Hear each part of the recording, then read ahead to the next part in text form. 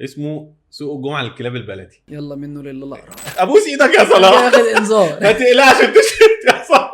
بمناسبه الاسم انا جايب لك صفقه كلاب بلدي في الفقره دي طرش. انت عندك مشكله مع صلاح يا باشا، وانت ايه مشخصن الموضوع. انا اعصابي تعبتني منه والله. ابعد عن هالاند، ابوس ايدك ابعد عن هالاند. ده علشان كان عايز يلعب في الزمالك في 2012. انا بعاني منه لله تيري هنري والله. مش مشكلتي، سيبيني اقول الكلمه. امال مشكله مين؟ مش مشكلتي. بودكاست الساده المجانين من انتاج ماد من برودكشن. اهلا وسهلا بيكم في حلقه جديده من بودكاست مش مشكلتي، بودكاست الساده المجانين. النهارده حلقه مختلفه شويه، هنتكلم عن الفانتزي وحوارات الفانتزي.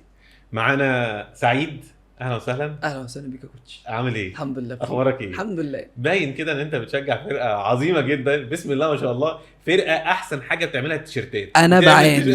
انا بعاني منه لله تيري هنري والله. انتوا بتعملوا تيشيرتات روعه بس بجد والله. مش حاجه غير تيشيرتات. احنا بنبدا السيزون نعمل تيشيرت، نفضل طول السيزون بقى نعيط. بس انتوا عشمتوا الفرقه بتاعتكم السنه اللي فاتت قوي، عشمتوها جامد وعشمتوني انا كمان. يعني انا كنت حابب ان انتوا الصراحه المشكله ان انت بتنافس حد بياخدك لحته يقنعك ان انت خلاص 100%، وبعدين هوب يديك حركه الرجل على الرقبه كده يموتك. انت من فوق السما لتحت الارض. لا انتوا الموسم اللي فات عملتوا موسم قوي جدا، بس مشكلته ان هو جيتوا في الاخر دروب في الثاني في الثالث. السيتي طبعا لما بيركب ما بينزلش. يلا منه لله لا اقرا. اعصابي تعبتني منه والله. انت عملت الجوله اللي فاتت الاول؟ انا الجوله اللي فاتت 67 نقطه. 67 بس عندي شويه خوازيق بقى كده بهدلتني. يعني مثلا انت قول بس انت جولتك وخوازيقك ايه وانا هقول لك. انا انت عندك مثلا ايزاك ده 60% من اللعبه جايباه وبلانك او البلانك. انا اتصدمت. ايزاك السيزون اللي فات نهي حاجه ولا اروع كده، السيزون ده يبدا بلانك. تاني حاجه توني. انا يعني دي توني صدمه للناس كتيره. توني انت قبل الماتش انت خلاص توني اساسي، وتوني مش رايح ارسنال، وتوني هيلعب والكلام ده كله. تيجي في الجوله هو مش لاعب الا لما نشوف هو هيكمل معانا او هيمشي. الناس كلها طبعا لبست من ضمنهم انا. عندك بالمر نهي السيزون اللي فات كويس، لاعب اليورو كويس مأدي والدنيا معاه تمام زي الفل، تيجي بلانك. ومشكله ان بالمر السنه اللي فاتت كان ب5 مليون مثلا او 6 مليون، فالناس كانت بتجيبه حاجه اللي هو 10 مليون ونص دلوقتي يا باشا. السنه دي 10 مليون ونص، اللي هو فرق بينه وبين صلاح 2 مليون. فالناس كلها انا من واحد من الناس جبته، لان انا صلاح بالنسبه لي ما كانش الحاجه اللي هي المغريه قوي. كنتش عارف هو يبدا السيزون ازاي. صلاح في العادي بيبدا جامد وبعدين بيدروب شويه، بعد كده بايه فقلت بالمر كده الفرقه فايقه، تشيلسي فايقه وعامله تحضير كويس والكلام دوت كله، ولكن برضو لبست. الحاجه الوحيده اللي يعتبر نصفتني الجوله اللي فاتت الدفاع، قلوب الدفاع والحارس. جايب مين في الدفاع؟ كان معاك فارديول، كان معايا بين وايت، كان معايا الحارس طبعا حارس ليفربول، كان معايا مين تاني، كان معايا دان بيرن مدافع نيوكاسل، على الرغم ان هم طرد منهم واحد بس برضو حافظوا على الكلين شيت. فالدفاع خدمني، بجانب طبعا ان انا كنت مكابتن ساكا يا معلم. ساكا نصف ناس كتير حبيبي. ده ساكا نصف ناس كتيره جدا. طيب انا عايز اقول لك يؤسفني ان انا 66 قريب منك جدا، بس انا خوازيقي كانت اكبر منك بكتير. خوازيقي كانت تريبير. عايز اقول لك ان انا عندي 4 ما لعبوش ما شموهاش. تريبير، عندك اندرياس بتاع كريستال بالاس. عندك مين تاني اللي ما لعبش عندي؟ توني البرنس. بص انا اتبهدلت، انا جبت 66. انا قلت بقى الامل فين؟ انا طبعا عندي لعيبه ديفرنشال طبعا، لان انا ايه ده اساس. يعني كان عندي لعيب ادوارد ده. انا كنت انا مسميه كلب ال18 ادوارد. بس المشكله ان ادوارد برضو السيزون ده هيتاثر كتير بماتيتا، لان ماتيتا بادئ فايق وعامل اولمبياد كويسه ونهايه السيزون اللي فات كويس، فمش هيلعب اساسي كتير. عايز اقول لك على حاجه، انا بقى جبت ادوارد ليه؟ لانه كلهم كان بيقولوا خلاص ان ماتيتا بيلعب في الاولمبياد وواصلين للنهائي والكلام ده كله، ولعبوا ماتشات كتيره، فقالك هيريحوا اول جولتين، فانت ايه خد حد هيلعب مكانه. فانا اصلا براهن على ادوارد من زمان. يعني ادوارد ده بالنسبه لي ده الوحش بتاع ال18. فقلت ايه، تمام هجيبه. خذلني طبعا، وماتيتا نزل في الاول. وعايز اقول لك ان انا كنت براهن على تريبير، يعني خذلني. واندرياس وباركو بتاع برايتون، مليون من الناس قالوا لي كان هيلعب باركو ومش هيلعب. عندي 3-4 ما لعبوش عندي، فقطموا لي وسطي. انا خازوق حياتي بقى كان ان انا في بدايه التشكيله بتاعتي اصلا اول لاعب حطيته في التشكيله كان فاردي. فاردي لحد الجوله اللي هو لعب فيها دي، لحد الماتش اللي لعبه كان عليه علامه حمراء ان هو مش لاعب، فانا بالتالي بعته وجبت سولانكي. فاردي لعب وجاب جون، وسولانكي لعب وبلانك. فانا اللي هو انتوا بتعملوا ايه؟ انتوا بتعملوا فيها كده ليه؟ اللي نصفني محمد صلاح. ربنا مو صلاح، مع اختلافي وجهات نظر بيني وبين صلاح، بس هنقولها بعدين. بس انا محمد صلاح هو اللي نصفني، كنت مكابتنه. طبعا كان معايا هالاند. الديفرنشال بتاعي سميث رو، ده اللي عايزين نتكلم عليه في خلال الفتره الجايه. بس يعني ده كان الديفرنشال بتاعي، طبعا ما عملش حاجه طبعا، بس تمام. كان عندي جرناتشو، كان عندي البرنس، يعني العمله الثانيه بتاعت ارسنال. ايفنتون. لا الارسنال. مين؟ الواد اسمه ايه ده؟ لا يا ريت كان عندي هافرتس، يا ريت كان عندي هافرتس. مارتينيلي. ابن ريال مدريد اسمه ايه؟ اوديجارد. بس فاوديجارد قلت هيجي هيعمل بقى ده برضو ديفرنشال شويه، ومش فلوسه مش كتير زي ساكا وكده. عشان انهي لك بقى الخوازيق بتاعتنا كلها. ما ينفعش طبعا يبقى في خوازيق من غير جوارديولا. لسن اكي ناهي السيزون اللي فات احسن مدافع او احسن حد بيبني هجمات من ورا للسيتي. وراح لعب اليورو مع منتخب هولندا، ادى يورو للتاريخ. وعمل كل حاجه. يجي جوارديولا اول جوله الله قرع، اكي مش موجود.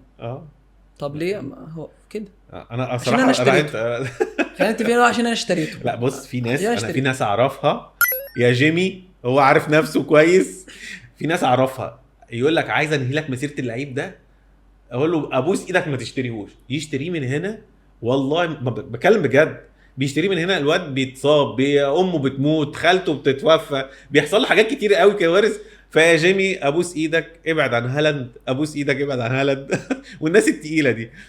بس فديت كانت اول فقره بالنسبه لي يعني، اللي كانت مهمه، الجوله وخوازيقها. طيب خلينا نخش بقى في الفقره الثانيه بتاعتنا دلوقتي، اللي هي فقره نو ريسك، وهي اللعيبه اللي كده اللعيبه دي بتساهم، هي بسعر غالي او بسعر رخيص، بس اللعيبه دي كده هتساهم، ودي اضمن لعيبه انت ممكن تشتريها، واحنا كمان ان شاء الله يعني نشتريها كده وربنا يستر. انت هقول لك انا على اول اتنين طبعا دول لا خلاف عليهم، انت اكيد عارفهم، هالاند وصلاح. عندك خلاف مع الاتنين دول؟ ما عنديش خلاف، بس معايا خلاف على سعرهم. ان اللي هالاند قدمه السنه اللي فاتت او السيزون اللي فات، وصلاح قدمه السيزون اللي فات، في لاعيبه كتير ارخص منهم بكتير قدموه. يعني مثلا اما اتكلم على واتكنز، اما اتكلم على سولانكي، اما اتكلم على كذا حد تاني في نفس المكان بتاع هالاند، لا هم بالنسبه لي السيزون اللي فات كانوا اضمن من هالاند وارخص من هالاند، وبيخلوني ابني تشكيله اقوى. ما تيجي تتكلم على صلاح مثلا، ساكا، بالمر، دي بروين السنه اللي فاتت لما رجع لعب، وجوردن بتاع نيوكاسل، وكذا حد تاني، حتى هيتشان بتاع وولفرهامبتون لما كان بيلعب وكان مستمر وكان بيأدي، وميتوما بتاع برايتون، كانوا يعتبر بالنسبه لنا بيعملوا نفس اللي صلاح بيعمله بالظبط. لا بس لا تختلف ان صلاح اعلى نقط في الفانتسي. يعني حتى نهايه الموسم اللي فات اعلى نقط في الفانتسي كان صلاح. هو اعلى نقط، بس النقطه اللي انا بتكلم فيها ان هو انت بتتكلم في النقطه اللي هي ايه؟ سعر يعني هالاند السنه اللي فاتت جاب 23 جون ليه 15 مليون. صلاح كان بيبقى جايب 32 مليون وبينزل ب 13 عادي وب 12 ونص، حاجات جميله يعني. فانا مش عارف بصراحه اللعبه في حاجه غلط. هيست في الموضوع ده. طب انت شايف مين اللعيب النو ريسك غير الاثنين دول اللي هم ما فيش حد بيختلف عليهم؟ نو ريسك يبقى ناس في الدفاع مثلا بالنسبه لي جفارديول وايت، ده اساسي. جفارديول وايت. طب انا خايف الاقرع يعملها معانا. انا جايب جفارديول، بس الاقرع دماغه بتهس كده. هقول لك ليه مش جفارديول، لان هو ما عندوش باك ليفت كويس في الفرقه، وبيلعب جفارديول اصلا هو مغير مركزه باك ليفت، فهو كده بيلعب باك ليفت، هو موجود لحد ما يجيب باك ليفت. لو كانسيلو رجع يلعب ممكن اقلق، كانسيلو مش موجود بالنسبه لجوارديولا في حساباته خالص، فانا بالنسبه لي جوارديولا اساسي، حتى لو ما لعبش باك ليفت هيلعب قلب دفاع.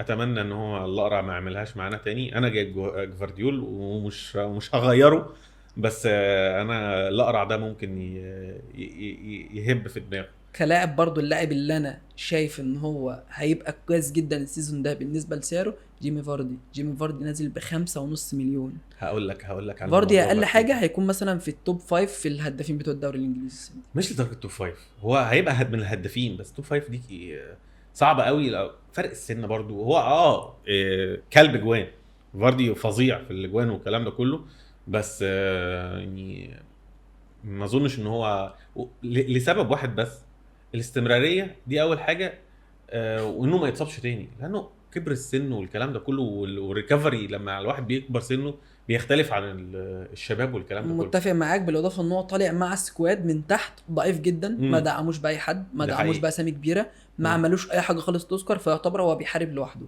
ولكن فاردي بس ده لعيب ريسك، انا شايف ان في ريسك، انا هو بتكلم عن نو ريسك. هو ممكن ممكن يكون ريسك، بس هو قصاد بالذات الفرق الكبيره هو ارقامه كويسه قدام الفرق الكبيره، بالاضافه ان هو الى حد ما يعني مش بيفوت ماتشات كتير من غير ما يعمل حاجه، بالاضافه ان هو بيشوط بقى ضربات جزاء وبيلعب ضربات ركنيه وضربات حره وكل حاجه، يعتبر جيمي فاردي في الفرقه هو اللي بيعملها. ايوه، فكده كده هو حتى لو ما سجلش هيصنع، لو ما سجلش هيشوط ضربه جزاء، لو ما سجلش مش عارف ايه كده. فانا بالنسبه لي فاردي من الناس المضمونه بالنسبه لسعرها، على الاقل خالص لو حبيت انك تجيب مثلا هالاند يبقى في حد سعره قليل، فاردي 5 مليون ونص مش رقم اصلا بالنسبه للمهاجم قليل جدا، فهيكون كده كده مضمون معاك في التشكيل. انا على العموم هجيبه كده انا محمود هجيبه.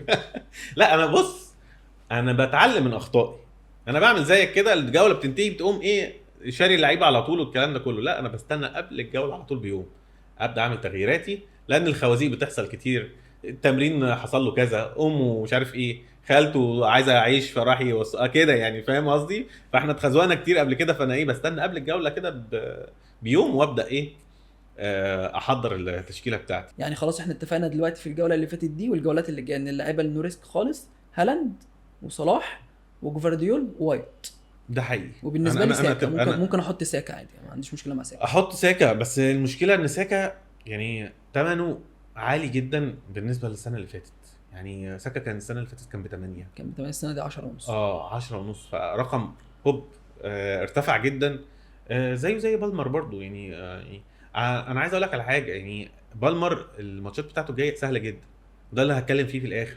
بالمر الماتشات بتاعته كلها سهله، ما فيش اسهل منها الفتره الجايه، فممكن يعمل حاجه.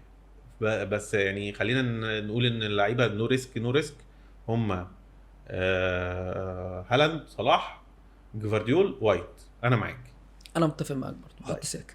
طيب احط ساكا يا سيدي، عشان ارسنال يا باشا، ارسنال تيشيرتاتكم الحلوه دي. ايه اكتر لعيبه الناس جريت تشتريها الفتره دي؟ طيب رقم 6 هم 6 لعيبه ماشي. رقم 6 صلاح، مش عارف ليه صراحه، يعني مش عارف ازاي انت من اول جوله هتروح ترمي مثلا، انت مظبط تشكيلتك اصلا التشكيله دي بصبر على مثلا 3 4 جولات، فالناس من اول جوله صلاح يا باشا بدون مقاطعه لكلامك، اول 3 4 جولات انا عندي ناس بتعمل الوايلد كارد في اول جوله. صلاح راح جاب جون وعمل اسيست، قام جاي شاري صلاح. دكتور احمد بسيوني، السلام عليكم. اكتر واحد بيعمل وايلد كارد في اول جوله دكتور احمد بسيوني. انا بكلمك ان اللي صلاح عمله في اول جوله ده مش شيء خارق، هو جاب جون وعمل اسيست. ساكا عمل كده، جوتا مثلا جاب جون. في ناس كتير سجلت وصنعت في اول جوله. الناس كلها سابت كل ده وجريت اشترت صلاح. ماشي هيبقى كويس الجولات اللي جايه وكل حاجه، ولكن سعره غالي يا جماعه، سعره غالي. سعره غالي. انت ممكن مثلا طب ساكا صنع انت عندك مشكله مع صلاح يا باشا، وانت مشخصن الموضوع. انا مشكلتي مع صلاح من لا بالظبط. مشكلتي مع صلاح مش شخصيه خالص والله. انا اكتر الناس انا مش شخصنها معاه، بس انا جايبه عادي يعني. انا مش مشخصنها مع صلاح خالص، ولكن الموضوع بالنسبه لي مع صلاح ان هو خلاص مردوده السنه اللي فاتت مثلا كان قليل، يعني هو دلوقتي من قليل لاقل. صلاح ليه فهو ممكن يثبت العكس دوت السيزون ده. انا مستني، ولكن انا ما عنديش اي مشكله مع صلاح خالص، غير طبعا مواقفه اللي انا شخصيا ما بحبهاش. يعني انا ممكن اتكلم على صلاح كلاعب كوره بحبه قوي.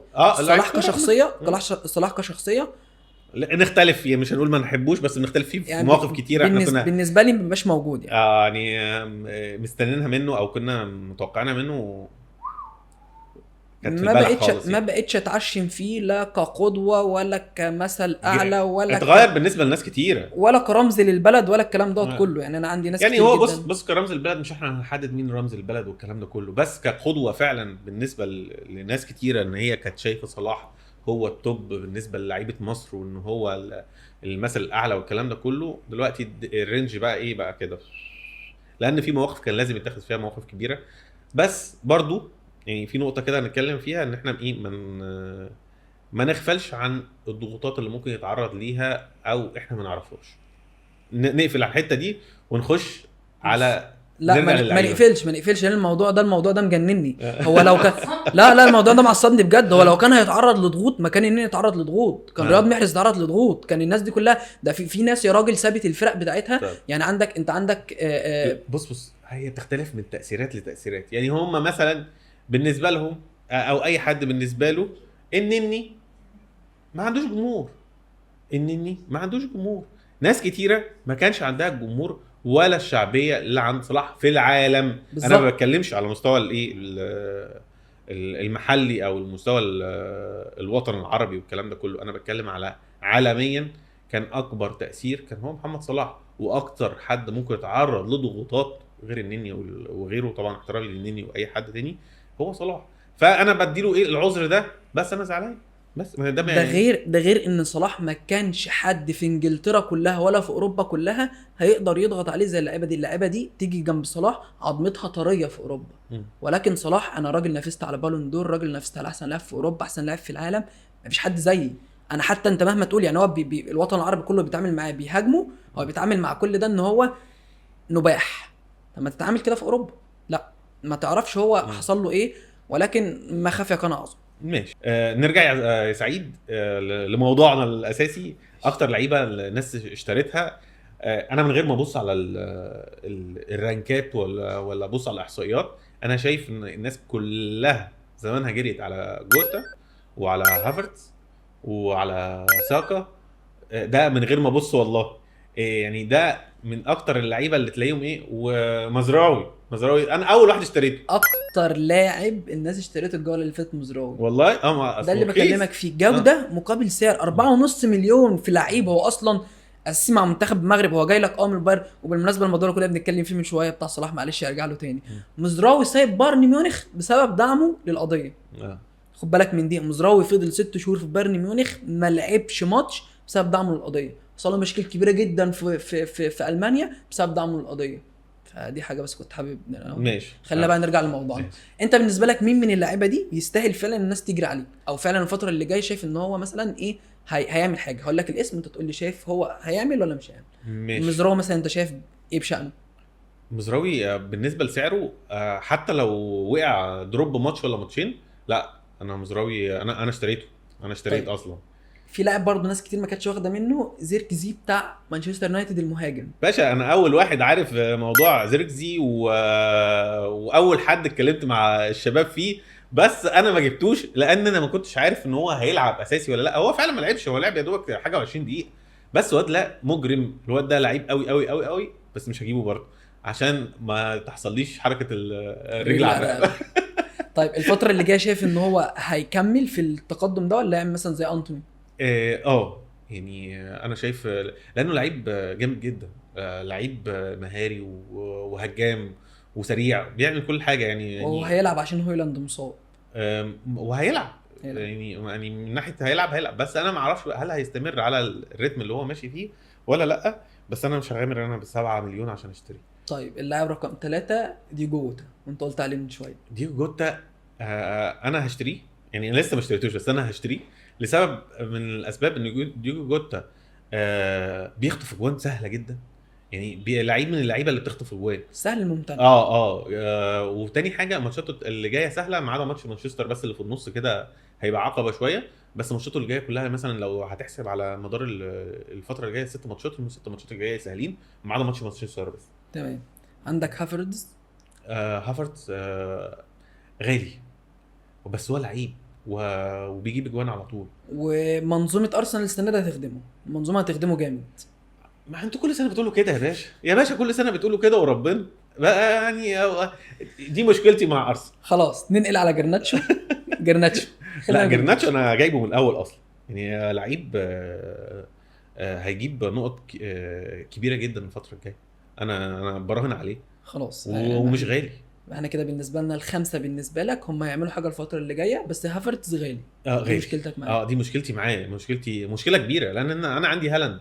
فهل هضحي مثلا بصلاح، لان انا جايب صلاح برضه، فانا بتقل خط النص وبتقل المهاجمين وبتقل الدفاع، بجيب حد ايه قوي فيه اللي هو أيوة. النو ريسك من الاخر، انه يكون كل جوله بيجيب نقط. نو ريسك. فانا ما ينفعش اجيب هافرتس وانا عندي هالاند، هتبقى كارثه. الاقتصاد بتاعها هينهار في الفرقه. يبقى احنا كده اتفقنا بقى الناس تبقى ايه يعني، الست لعيبه دول هم دول اللي فيهم الخلاص ان شاء الله الجولات اللي جايه ان شاء الله. طيب بالنسبه لك بقى اللعيب الديفرنشال اللي انت حاطه في فرقتك وتلاقي مثلا 5-6 بس هم اللي حاطينه، مين؟ هقول لك انا بصراحه اللعيب هو يعني انا بحبه من 2-3 مثلا، هو معايا ما بيسيبش التشكيله حتى لو متصاب ما بطلعوش. ميتوما بتاع برايتون. ميتوما انا بحبه شخصيا، بحبه كلاعب معاك في الفرقه معايا. هو اللي جاب لك النقط. هو كان دك صراحه، مش ميتوما جاب جون؟ ما جاب جون بس انا حاطه دك. انت حاطه دك؟ انا حاطه دك. فانا بحب ميتوما بس ما كنتش حزوم الخوازيق الدكه. ما كنتش متوقع ان هو هيبدا السيزون ده جامد، لانه السيزون اللي فات كان في الاخر كده نهى مش كويس، وبعدين حصل مشاكل مع المنتخب ومش عارف ايه. فانا قلت اكيد هيتاثر السنه دي، بس هو بادئ كويس. والماتش اللي كان عامله ماتش برايتون اتفرجت منه على جزء كده، كان عامل ماتش كويس جدا. عندك برضو في خط الدفاع عندي لاعب من ليستر سيتي من ايفرتون اسمه موكلينكو. ناس كتير ما تعرفوش او ناس كتير ما بتحبوش، بس هو السيزون اللي فات كان عامل سيزون كويس. كان جايب عدد كبير نقط، بيصنع، بيسجل هيدر كويس يعني كويس قوي، بيسجل كويس براسه، بيلعب ضربات ركنيه، بيلعب الاوتات كويس. لاعب يعني متحرك في الملعب. وايفرتون السنه دي فريق هيبقى قوي جدا.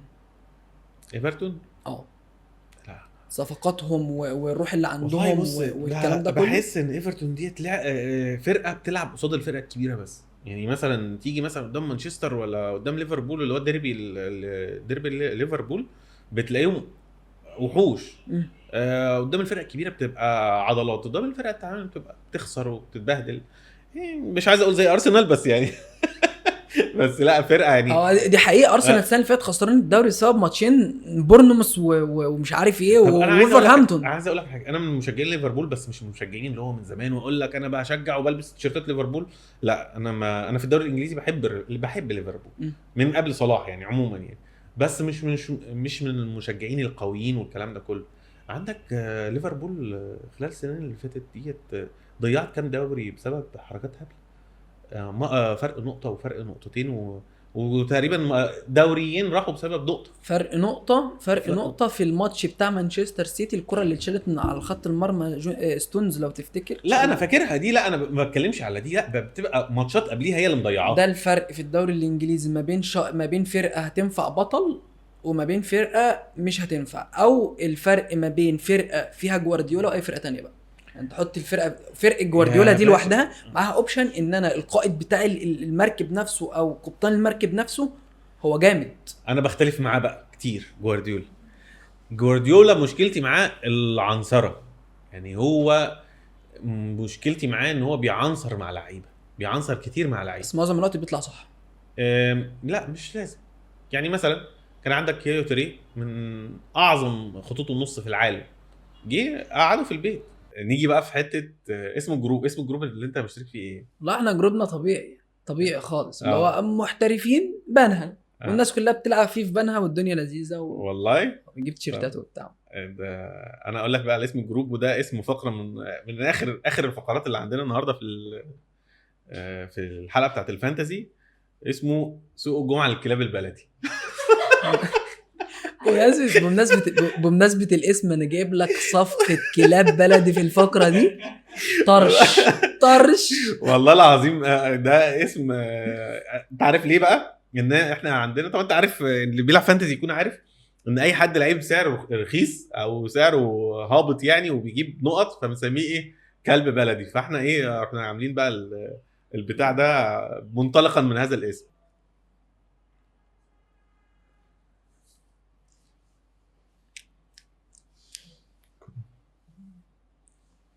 لقد كنت غير سعيد قبل شرب الشاي ولكن الآن أصبحت سعيد للغاية. طيب بمناسبة الاسم ده بقى، أنت بالنسبة لك مين هيبقى كلب بلدي في السيزون ده في الدوري الإنجليزي؟ بص هقول لك بقى على شويه ناس نغير مصطلح البلد عشان بس احنا انسانيا ما ينفعش. يعني خليها اللعيبه الرخيصه رخيصه برضو اسمها اللعيب سعرها مش غالي وهتأدي. انا شايف بجد يعني من اللعيبه انكونكو تمام، ماتشاته سهله جدا الفتره الجايه، 6 ماتشات مفيش بلح خالص، ولعيب بيأدي يعني ممكن ما بيكملش 60 دقيقه بس ممكن يكمل 60 دقيقه. الماتش اللي فات لعب 57 دقيقه ولعيب مؤدي جدا وماتشاته سهله جدا جدا جدا جدا الفتره الجايه. ماك أليستر ممكن يتألق خلال الفتره الجايه، ماتشاته برده سهله ومش صعبه. ما عدا ماتش مانشستر يونايتد ده اللي بنتكلم فيه. عندك فاردي خلال الفتره ديت، فاردي من اللعيبه 5.5 وفاردي سوري كلب بجوان ما بيقطعش خالص. صح.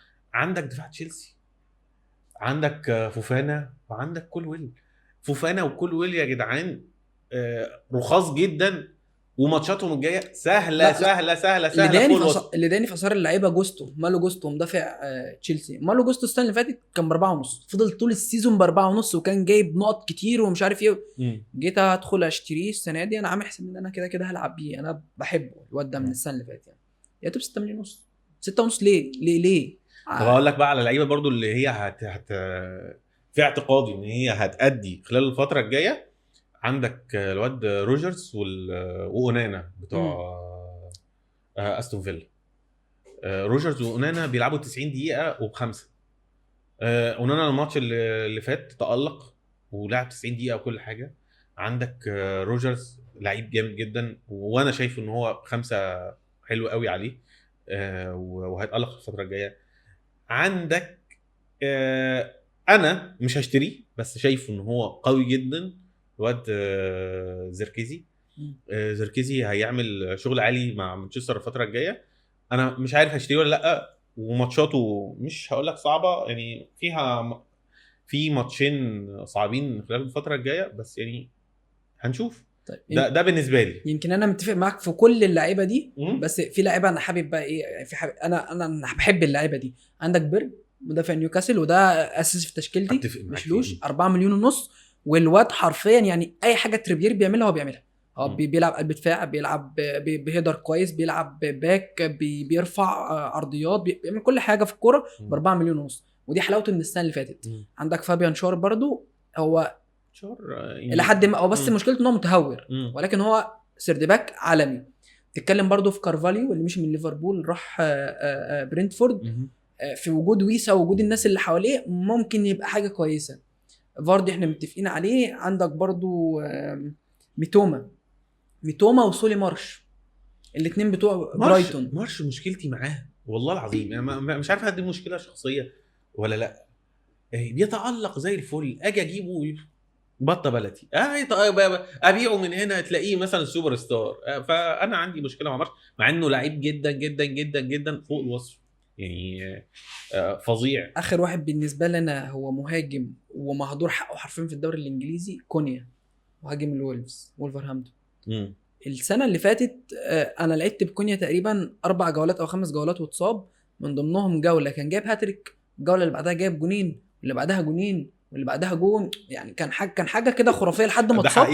لحد ما اتصاب وبعدين رجع بقى ايه في الاخر كده هدي شويه. ولكن كونيا لو في حاجه يبقى هو اما فاردي ما يسيبوش التشكيله.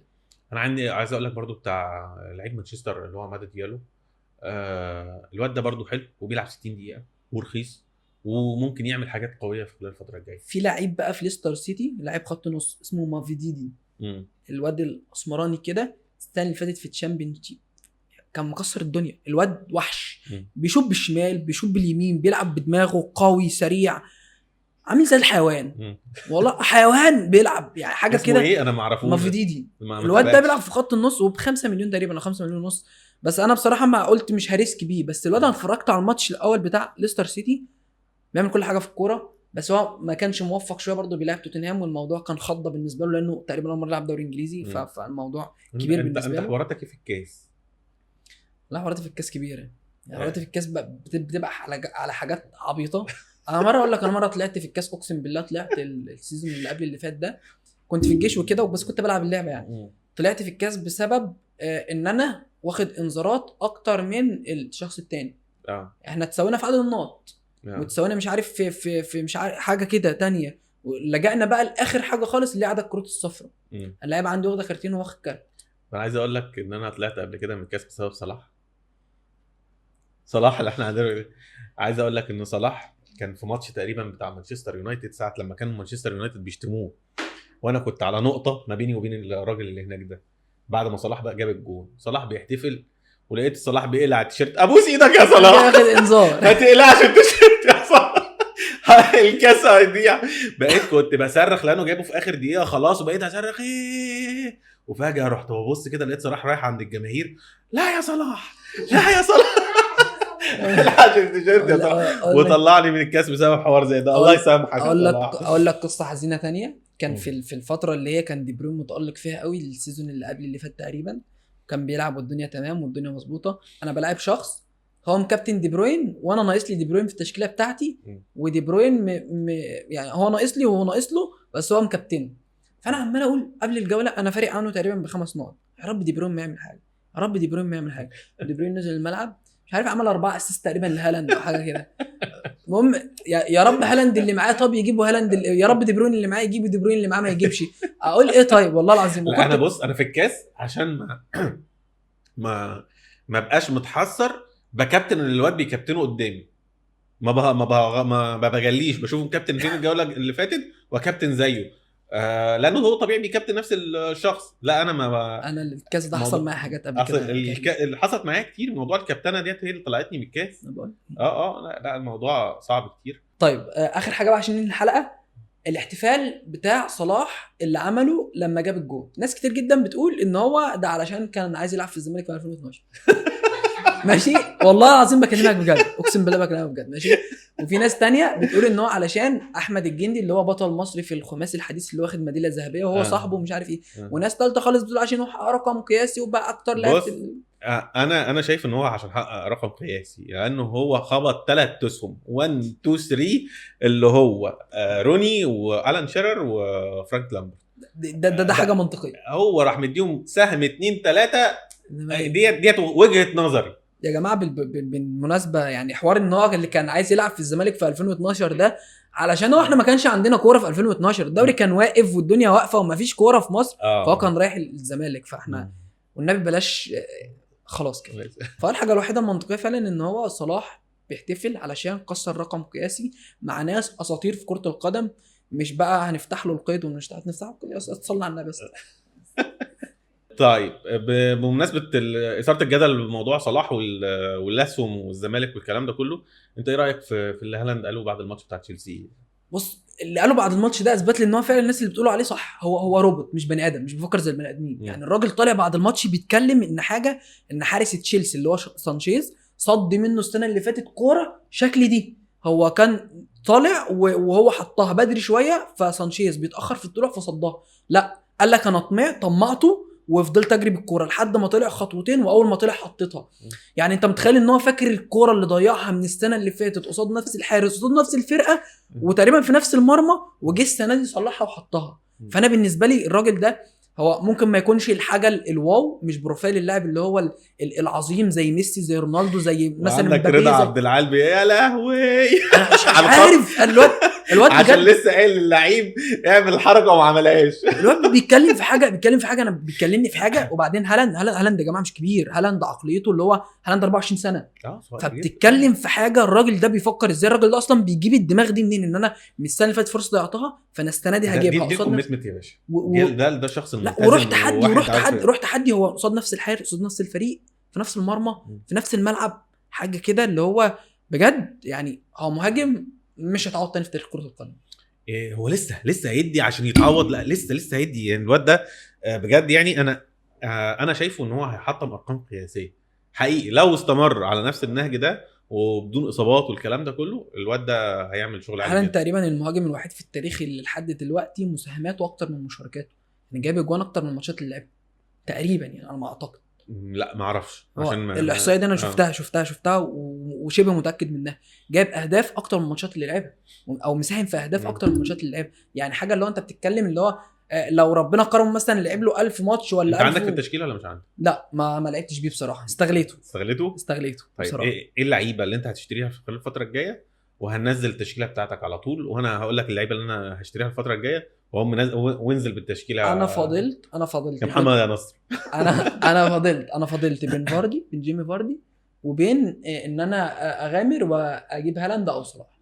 ولكن بصراحه رجعت تاني قلت ان انا ادي فرصه لبالمر، لان كنت هبيع بالمر واجيب حد، اجيب صلاح مثلا او اجيب هالاند. قلت هدي فرصه لبالمر كام جوله اللي جايين دول علشان الجدول بتاعه سهل واشوف. لو ما ظبطش معايا انا كده جبت جيمي فاردي. لو ما ظبطش معايا 2 مليون على جنب كده، على الكام مليون اللي هيتوفروا لي مثلا من بالمر انا مش عارف ايه، واقوم جاي شاري اما هالاند يا اما انا هنزل بتشكيلتي. عملت شويه تغييرات كده هقول لك عليها. هجيب فاردي، مش عارف هعمل وايلد كارد ولا لا، لان الموضوع بدري. بالنسبه لي بدري جدا على فكره. يعني بقعد احوش فيه بعدين اضيع في الوقت بدل الضايع. فممكن يعني ممكن بعد اول جولتين يبان، بس انا ممكن لازم عايز اجيب فاردي ضروري. عايز اغير العيال اللي ما بتلعبش اللي عندي دي. انا جاي عندي 4 عيال ما بتلعبش يعني، ومش عارف تريبير هيلعب الماتش الجاي ولا لا. وجهه نظر الوايلد كارد على الاقل خالص ممكن تعمله بعد التوقف الدولي اللي جاي. مش عارف، بس انا يعني انا شايف لو انت تشكيلتك مش مظبوطه، زي انا عندي مثلا اندريس وعندي باركو وعندي تريبير، وعندي واحد اسمه فريزر بس ده جايبه كلب بلدي كده بتاع وولفر على الدكه. الاربعه ما بيلعبوش، فلازم اعمل يا اما وارد كارد يا اما اخسر فلوس بالماينس. تصعبت عليا اكتر من ارتيتا السنه اللي فاتت والله بجد. ربنا يكون في عونك. ودي كانت حلقتنا الجديده من بودكاست مش مشكلتي، بودكاست الساده المجانين، وكانت حلقه مختلفه اتكلمنا فيها عن الكوره وكل حاجه بخصوص الدوري الانجليزي والفانتزي واللعيبه والكلام دوت كله. فلو عجبتكم ما تنسوش تقولوا لنا تحت في الكومنتس بقى عشان نشوف اذا كنا هنكمل في البودكاست دوت ونرجع نتكلم عن الحاجات دي تاني، ولا خلاص كده وعلى كده وشطبنا ونعمل حركه الرجل على الرقبه. سلام.